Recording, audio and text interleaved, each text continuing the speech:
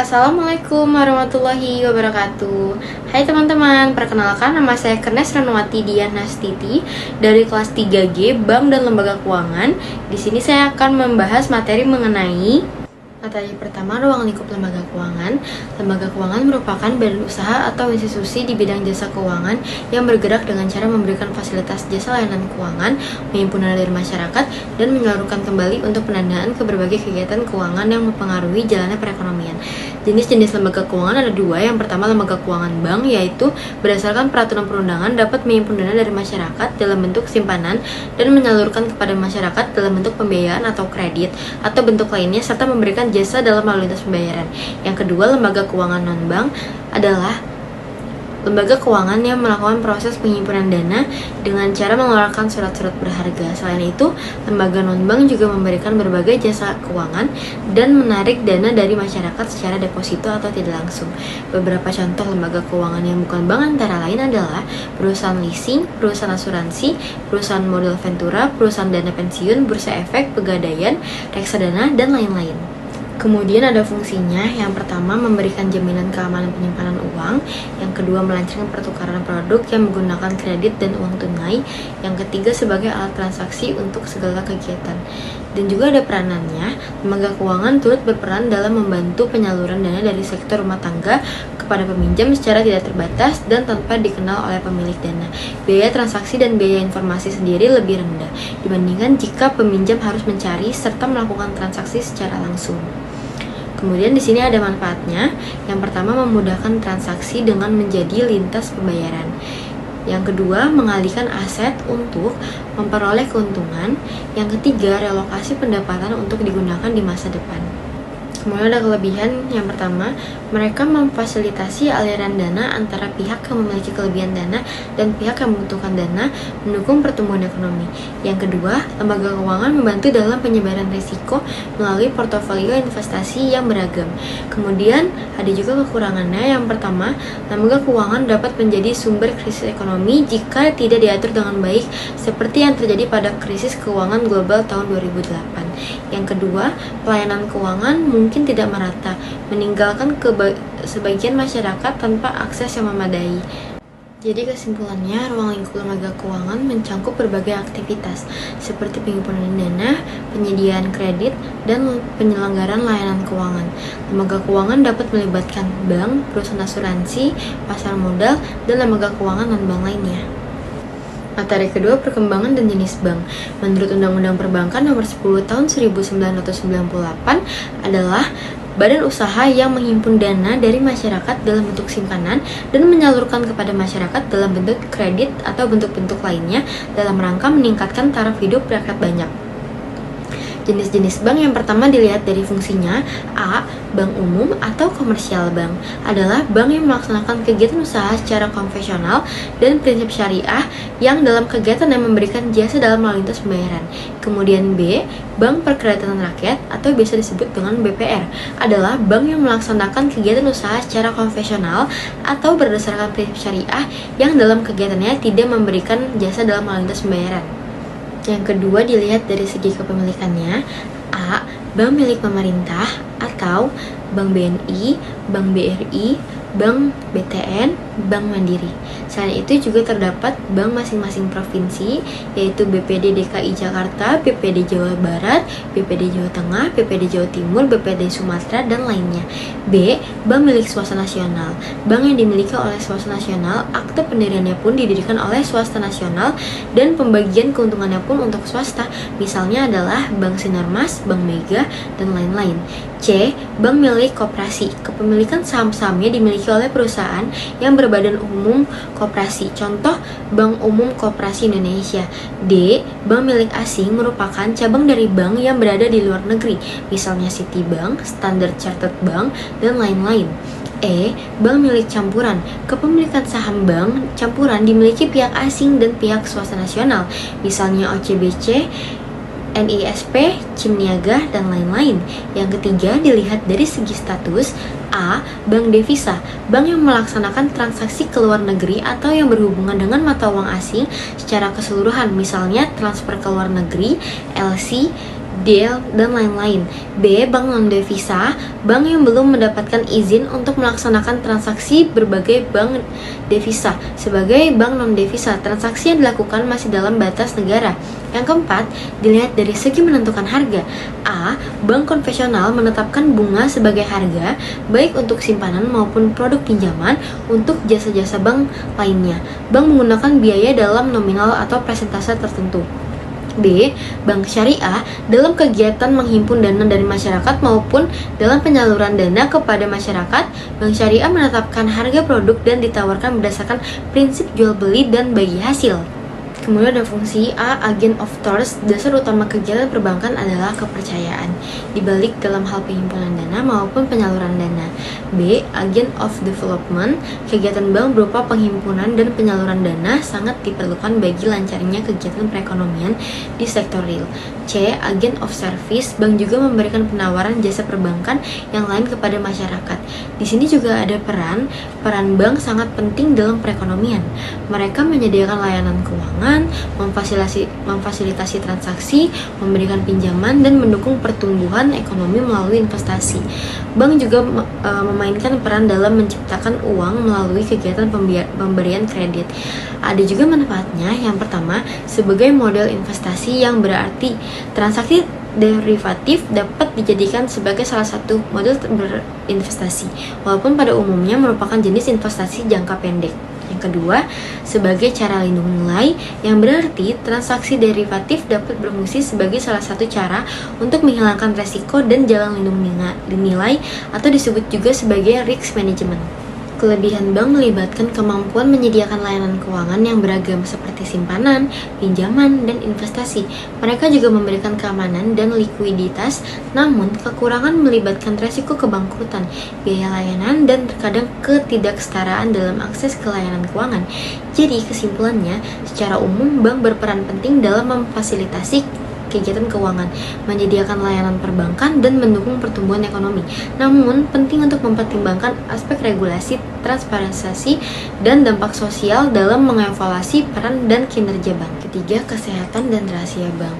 Kesehatan suatu bank dapat diartikan sebagai kemampuan suatu bank untuk melakukan kegiatan operasional perbankan secara normal dan mampu memenuhi semua kewajiban dengan baik secara yang sesuai dengan peraturan perbankan yang berlaku. Rahasia bank adalah prinsip yang melindungi informasi keuangan dan transaksi nasabah yang disimpan oleh lembaga keuangan. Kemudian ada jenis-jenis kesehatan keuangan bank.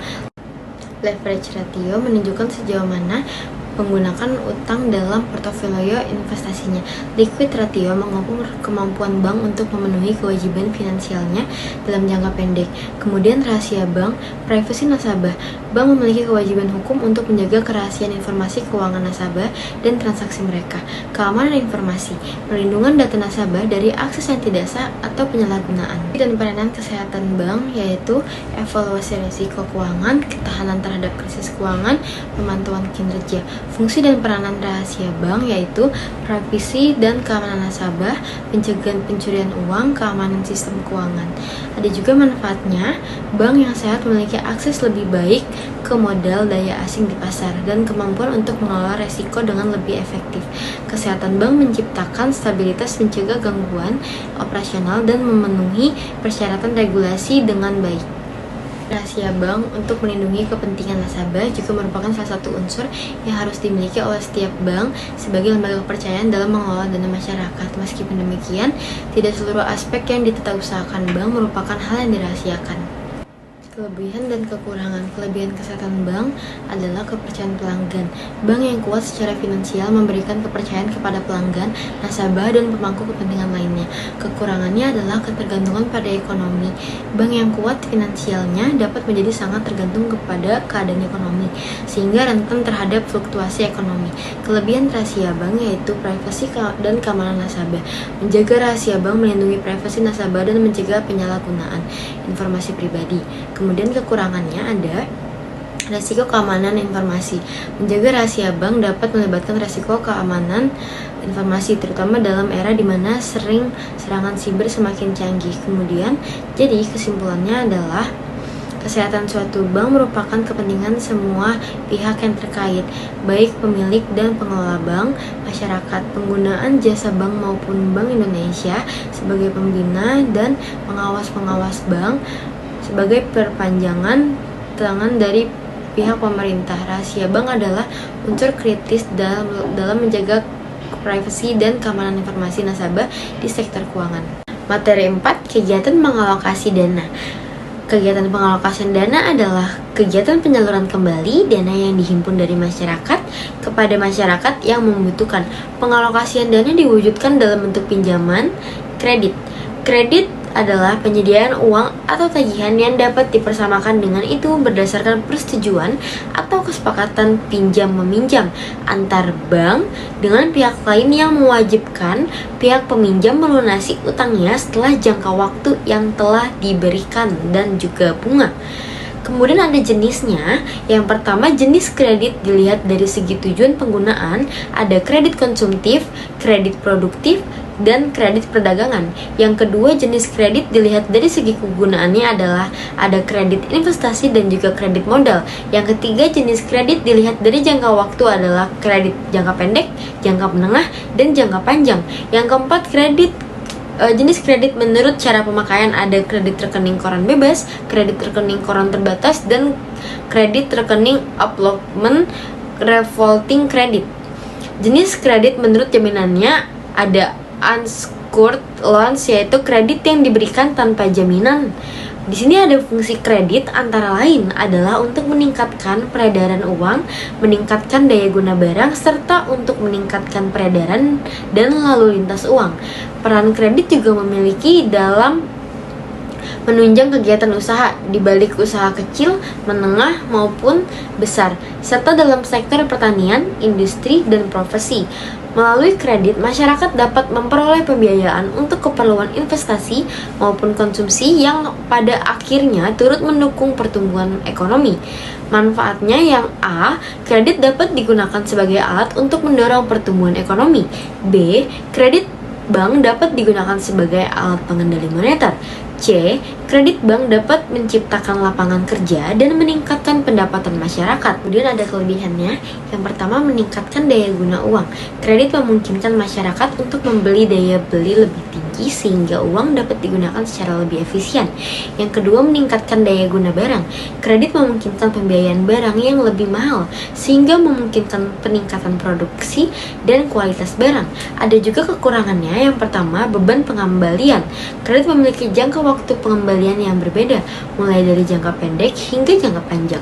Masyarakat perlu membayar sebesar jumlah uang pada waktu yang ditentukan yang dapat menjadi beban bagi pembiaya. 2. Bunga. Kredit memiliki bunga yang dapat meningkat seiring waktu menjadi beban bagi pembiaya. Jadi, kesimpulannya adalah kredit memiliki peran penting dalam mendukung kegiatan ekonomi dan kehidupan masyarakat. Peminjam harus memahami jenis kredit yang sesuai dengan kebutuhan dan kemampuan pembiayaan mereka sebelum mengajukan pinjaman. Dari 5, jasa-jasa bank lainnya adalah beragam layanan finansial yang disediakan oleh institusi perbankan kepada nasabahnya atau masyarakat umum. Jenis jasa-jasa bank yaitu ada transfer, surat kredit berdokumen, inkasso, clearing, dan lain-lain. Fungsi jasa-jasa bank lainnya yaitu memberi pinjaman sebagai layanan investasi dan layanan pembayaran atau transfer. Manfaat jasa-jasa bank lainnya adalah memberikan akses mudah dan aman kepada individu dan bisnis untuk menyimpan, mengelola, dan menggunakan uang mereka, memudahkan transaksi keuangan seperti pembayaran, transfer uang, dan pembelian barang atau layanan secara efisien dan cepat. Kelebihan jasa-jasa bank lainnya yaitu memberikan akses ke modal untuk kebutuhan pribadi atau bisnis, memungkinkan pertumbuhan ekonomi dan investasi. Ada juga kekurangan jasa-jasa bank lainnya yaitu bunga dan biaya administrasi dapat meningkatkan beban finansial bagi peminjam. Jadi, kesimpulannya adalah jasa-jasa bank lainnya menawarkan beragam layanan keuangan yang meliputi pinjaman, investasi, pengelolaan uang, layanan pembayaran, konsultasi keuangan, dan pelindungan finansial. Dengan berbagai layanan ini, bank membantu individu dan bisnis dalam mengelola uang mereka, merencanakan masa depan finansial, dan memenuhi berbagai kebutuhan keuangan. Materi 6, Pegadaian adalah salah satu badan usaha milik negara (BUMN) yang meminjamkan uang atau menerima uang dengan menerima barang sebagai barang jaminan dari peminjam. Barang tersebut dapat berupa perhiasan, alat-alat elektronik, maupun sertifikat rumah. Jenis pegadaian ada dua. Yang pertama, pegadaian konvensional adalah satu lembaga keuangan non-bank yang memberikan uang pinjaman kepada peminjam berdasarkan hukum gadai. Kemudian yang kedua, pegadaian syariah adalah salah satu lembaga keuangan non-bank yang memberikan pinjaman kepada peminjam berdasarkan prinsip-prinsip syariah Islam. Fungsi pegadaian yang pertama, mengelola penyaluran uang pinjaman atas dasar hukum gadai dengan cara mudah, cepat, aman, dan juga hemat. Yang kedua, menciptakan dan mengembangkan usaha-usaha lain yang menguntungkan bagi pegadaian maupun masyarakat.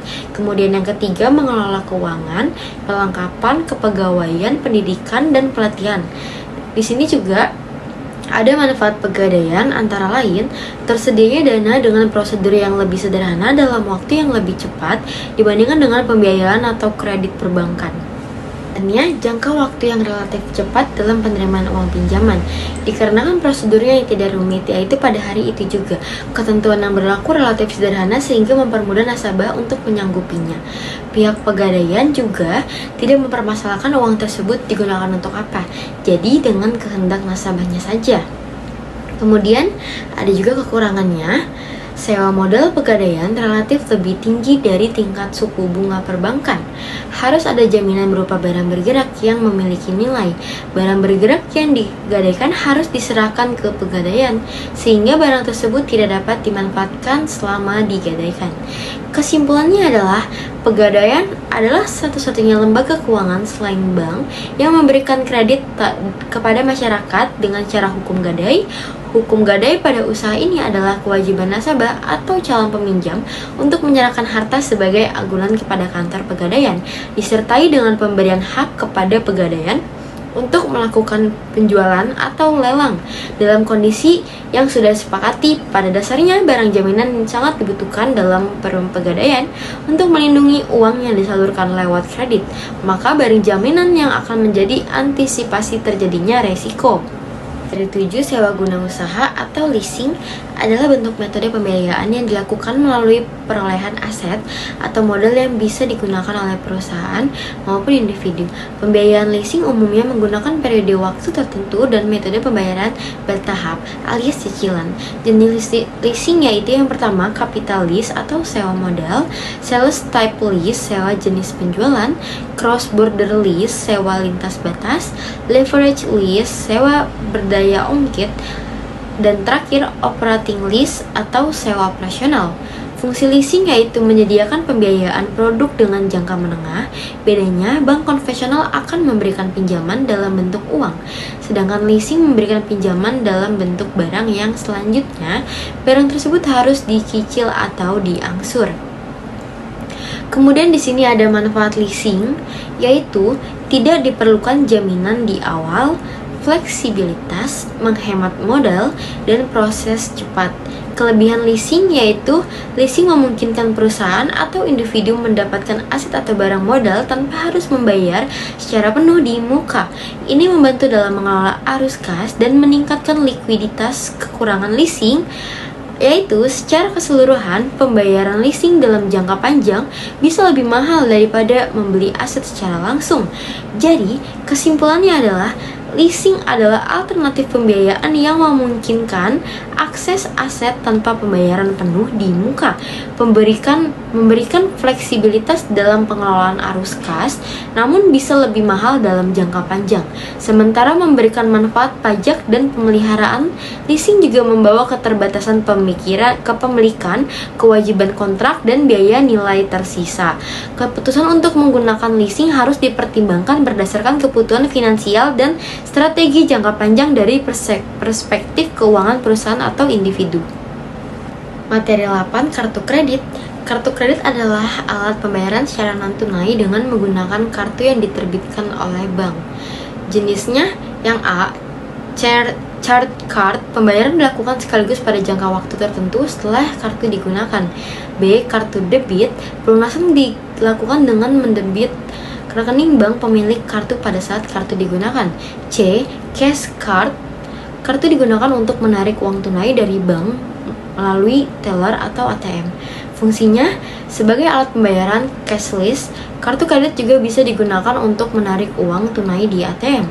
Peranan kartu kredit memiliki peran penting dalam perekonomian nasional Indonesia. Salah satu perannya adalah mengurangi idle cash dan meminimalkan resiko fraud keuangan. Manfaatnya, secara umum penggunaan kartu kredit sangat bermanfaat bagi peningkatan efisiensi dan keamanan transaksi jual beli.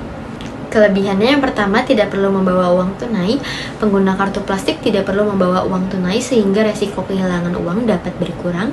Kemudian yang kedua, terhindar dari kembalian berupa barang, misalnya berupa permen atau pembulutan harga karena pedagang tidak mempunyai uang kembalian bernilai kecil. Kemudian yang ketiga, terhindar dari uang palsu, transaksi yang dilakukan tanpa menggunakan uang tunai sehingga dapat mengurangi resiko menerima uang palsu. Kemudian yang keempat, mendapat diskon dan juga reward. Bekerjasama dengan bank penerbit sering memberikan cashback seperti poin belanja, reward, diskon, atau potongan harga khusus. Yang kelima, akses internasional. Pengguna kartu tidak perlu menukarkan dengan mata uang negara yang bersangkutan sehingga terhindar proses penukaran uang yang mahal. Yang keenam, perekaman transaksi. Setiap transaksi yang dilakukan dengan kartu plastik akan tercatat dalam mutasi rekening sehingga dapat membantu melacak transaksi. Di sini juga ada kekurangannya. Yang pertama, fraudulent application dilakukan oleh pembobol yang berpura-pura sebagai calon pemegang kartu dengan cara memberikan data-data identitas palsu. Yang kedua, account takeover dilakukan oleh fraudster dengan cara mengubah identitas pemilik seperti alamat yang terdaftar pada kartu yang telah ada pada sebelumnya. Kemudian yang ketiga, unauthorized use of account numbers. Nah, ini menggunakan informasi identitas pemilik kartu untuk transaksi tanpa memerlukan fisik kartu. Yang keempat, counterfeit cards dan skimming. Akan menyalin data dari kartu yang digunakan pada edisi lalu menyetaknya pada kartu palsu kemudian digunakan selayaknya kartu asli. Yang kelima, ATM scams.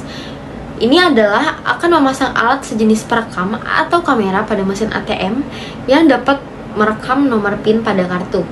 Yang keenam, not received items atau NRI. Pemohonan kartu kredit dan disetujui tetapi tidak pernah diterima dilakukan oleh orang yang memiliki akses informasi pengiriman kartu. Nah, di sini kesimpulannya adalah dengan kemajuan teknologi, alat pembayaran saat ini telah berkembang pesat. Uang tunai tetap populer, tetapi pembayaran dengan kartu plastik telah menjadi gaya hidup utama dalam masyarakat modern. Kartu plastik memiliki keuntungan dan kerugian dalam penggunaannya. Maka dari itu, para pemegang kartu harus selalu waspada terhadap berbagai penipuan dan bagi bank penerbit kartu plastik harus memberikan pengamanan tambahan dan layanan customer service secara 24 jam. Sekian dari saya, kurang lebihnya mohon maaf. Wabillahi taufiq wal hidayah. Wassalamualaikum warahmatullahi wabarakatuh.